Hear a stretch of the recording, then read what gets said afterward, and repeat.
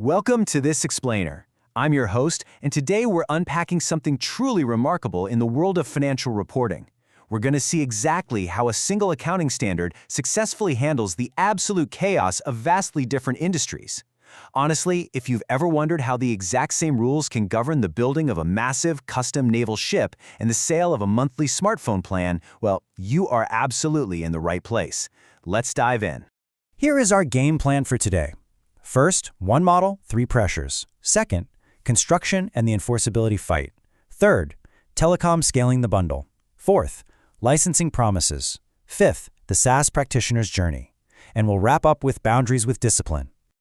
All right, Section 1, one model, three pressures. To really appreciate this achievement, we have to remember the old days. Under the old US GAAP, there were literally over 100 industry-specific rules. It was a maze. Instead, IFRS 15 relies on this single, foundational five-step sequence. Identify the contract, identify the performance obligations, determine the transaction price, allocate that price, and finally, recognize the revenue. As we look at different industries today, keep this specific sequence in the back of your mind. As you'll see, different industries put immense strain on very specific parts of this exact framework.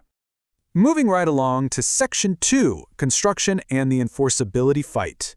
Historically, the construction industry relied heavily on percentage of completion accounting for decades. But think about a massive ship being built in a builder's own shipyard. To recognize revenue over time under the new rules, you normally need the customer to either consume the benefit as the work proceeds, or they need to control the asset on their own site. Building a custom ship on the builder's premises completely bypasses those first two conditions.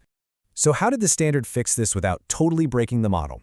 Well, they introduced a third condition. It requires two things to hold true. First, the asset must have no alternative use to the builder, and second, the builder must hold an enforceable right to payment for work completed to date. Now, proving a highly customized ship has no alternative use, that was usually pretty easy. The real battle, however, lay in that second requirement. You see, enforceability isn't just some abstract accounting concept. It's a strictly legal hurdle. Real estate developers quickly discovered that what a contract appeared to promise on paper was sometimes completely overridden by local laws. If a buyer canceled and local law said you couldn't enforce payment for the completed work, you failed the test, and the impact was massive.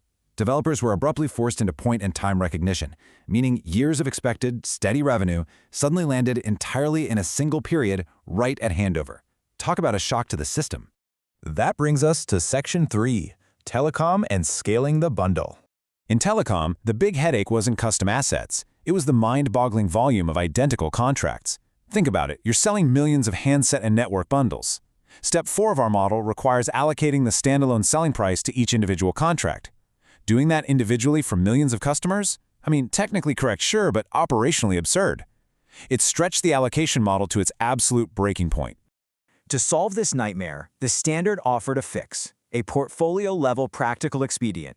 It basically says, look, if applying the model to a huge portfolio of similar contracts wouldn't give you a materially different result than doing it contract by contract, just use the portfolio.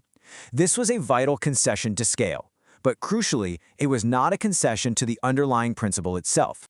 Because the handset and the network service are distinct obligations, allocation actually pulls revenue forward to the exact day the handset is delivered, rather than smoothing it evenly over the life of the 2-year plan. And here is the fascinating disconnect. The customer's monthly bill stays completely flat, right? But the company's internal revenue recognition pattern, that shifts entirely up front, a real game changer behind the scenes. Let's shift gears to Section 4, licensing. Two kinds of promise. Licensing is this massive umbrella. It covers everything from software to media properties to pharmaceutical patents. We use the word license for a lot of different things, but economically speaking, they are very, very different promises. A single point-in-time or overtime answer couldn't possibly fit the reality of all of them. Why? Because it heavily depends on whether the licensor is still actively doing something that matters to the customer after the license is granted. The fix here was a vital classification shift. The standard split licenses into two distinct categories. A right to use means licensing the intellectual property exactly as it exists today. It's static, so it's recognized at a point in time. On the flip side, a right to access means licensing IP that continues to evolve due to the licensor's ongoing activities. That one is recognized over time. Revenue timing is now driven purely by the actual economic reality of the IP. Now, within the licensing world, sales-based royalties presented a unique kind of nightmare. Applying the standard's usual forecasting approach would force licensors to predict future sales that they simply do not control. That would inevitably lead to endless restatements. So royalties got a very specific carve-out. You only recognize the revenue when the actual underlying sale or usage occurs. No impossible forecasting required, and thankfully, no endless restatements. Section 5. The SaaS Practitioner's Journey.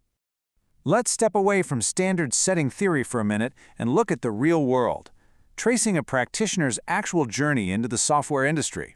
Back in the traditional systems integration world, you'd be constantly running those Step 2 tests by hand, repeatedly asking, is this software add-on distinct? But as this practitioner moved into product management for SaaS, that whole complex license classification problem completely disappeared. So why did it just disappear? Well, because a SaaS subscription generally isn't a traditional license at all. It's continuous access to a hosted service. Therefore, prepaid subscriptions begin their life on the books as a contract liability. That liability steadily unwinds over time as the service is actually delivered.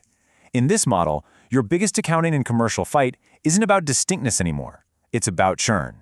Which naturally leads us to this absolutely crucial commercial question. How long does the performance obligation actually survive? If you retain the customer, the liability releases on schedule, just like clockwork. If you lose them to churn, the obligation ends early. It perfectly demonstrates how the complex academic debates over software distinctness naturally evolved into the gritty, practical reality of managing customer retention. Finally, Section 6, Boundaries with Discipline. So, after all that, why did the boards absolutely refuse to bend to industry pressure? Well, the result of their discipline speaks for itself. Construction tested Step 5. Telecom stretched Step 4. Licensing hammered definitions in Step 2.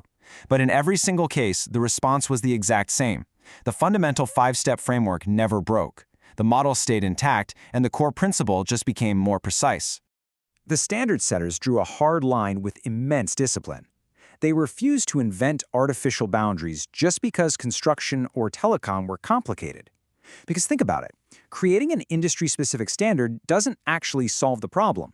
It just replaces it with a massive new headache, the endless legal disputes of deciding exactly which contracts fit inside that newly drawn boundary. Preserving a single model is what maintains clarity. I want to leave you with this really powerful thought. The boards preserved a single revenue model not because the industries were similar, but because the underlying economics were. IFRS 15 is ultimately a triumph of economic principle over industry-specific chaos. It proves that a strong foundation can handle just about any pressure. So as you look at your own industry's unique complexities, I want you to ask yourself, are you relying on artificial boundaries to make things work, or are you building on a foundation strong enough to withstand the pressure? Thank you for joining this explainer.